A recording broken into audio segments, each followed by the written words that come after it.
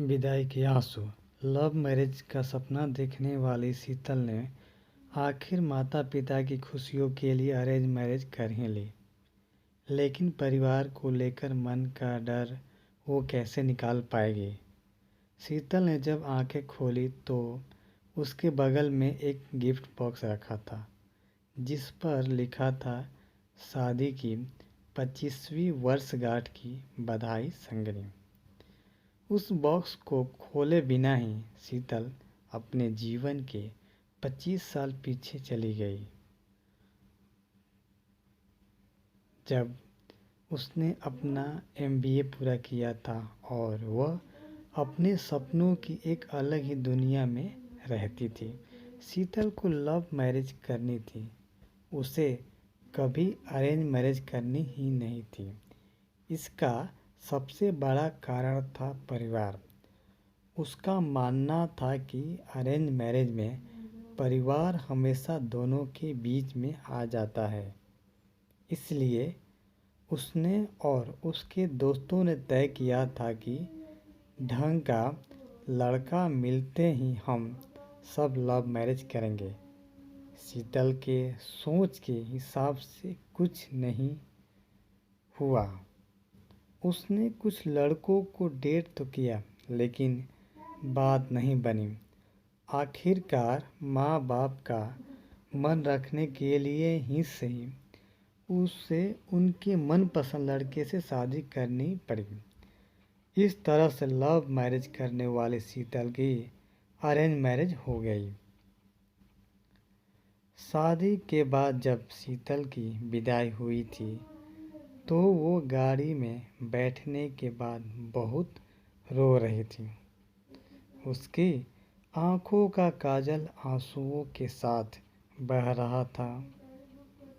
तभी चेहरे के सामने एक सफ़ेद रुमाल आता है, जो किसी और ने नहीं बल्कि उसके पति ने उसकी तरफ बढ़ाया था। रुमाल लेकर शीतल ने आंसू पोंछे। आंखों से बहा काजल उस सफ़ेद रुमाल पर लग गया।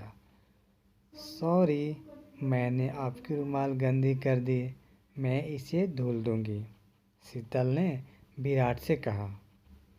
विराट ने उसके हाथ से रुमाल लेते हुए सिर्फ इतना ही कहा, कोई बात नहीं।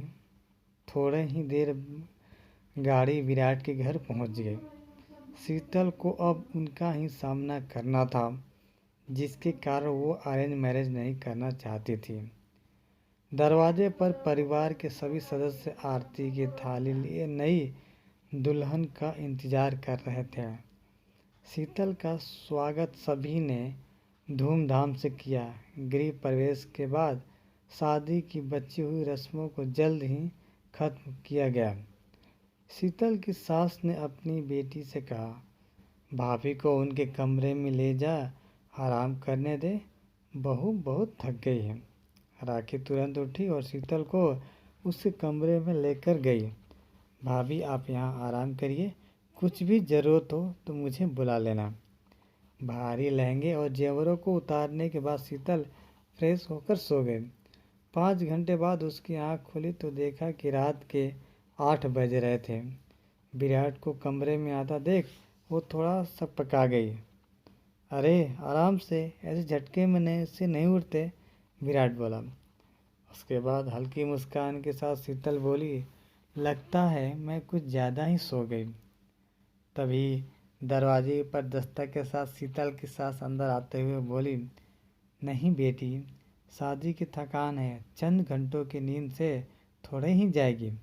लो खाना खा लो और उसके बाद फिर से सो जाना। जब शीतल ने खाने की प्लेट देखी तो उसकी आंखों में आंसू आ गए। प्लेट में उसकी मन पसंदीदा मटर मशरूम की सब्जी, रोटी और मेवे की खीर थी। मम्मी जी, आपको कैसे पता कि ये मेरा पसंदीदा खाना है? शीतल ने अपनी सास से पूछा। इतने में राखी पानी को बोतल लाते हुए बोली, परिवार में सबको एक दूसरे की पसंद है पता है भाभी, इसलिए आपके आने से पहले ही आपके जानने वाले लोगों के साथ बातचीत करके भैया और मम्मी ने आप पर पूरी पीएचडी कर ली है। अब आपको कुछ बताने की ज़रूरत नहीं है। हमें सब पता है कि आपको क्या पसंद है और क्या नहीं। राखी की ये बातें सुनकर शीतल ने अपनी सास का हाथ चूम लिया। थैंक यू मम्मी, मुझे इस परिवार में अपना एक अलग दर्जा देने के लिए। उस दिन से शीतल के मन में परिवार को लेकर रहने वाला डर कहीं दूर चला गया। उसने परिवार को अपना माना और परिवार ने उसे अपनाया। इस तरह हंसी खुशी रहते हुए शीतल और विराट की शादी को आज 25 साल पूरे हो चुके थे। शीतल ने अपने अतीत से वर्तमान में आते हुए उस गिफ्ट बॉक्स को खोला तो देखा कि उसमें काजल लगा हुआ वही सफ़ेद रुमाल था जिससे शीतल ने अपनी विदाई के आंसू पोंछे थे। साथ ही एक पत्र भी था जिसमें लिखा था, प्रिय अर्धांगिनी, तुम्हारे विदाई के आंसू मेरे लिए बहुत कीमती थे, जिसे मैंने हमेशा संजो के रखा था। मुझे पता था कि तुम एक परिवार छोड़कर आ रही थी, इसलिए यहाँ पर हमने तुम्हारे लिए एक दूसरा परिवार तैयार कर रखा था। मेरे साथ अपना जीवन साझा करने के लिए शुक्रिया। शादी की वर्षगांठ पर बहुत सारा प्यार, तुम्हारा विराट। दोस्तों, ये कहानी आपको कैसी लगी प्लीज़ बताइएगा, और अच्छी लगी तो लाइक कीजिए और दोस्तों के साथ शेयर कीजिए। और आप हमारे चैनल पर पहली बार तो प्लीज़ चैनल को लाइक कीजिए और सब्सक्राइब कीजिए। वीडियो देखने के लिए धन्यवाद।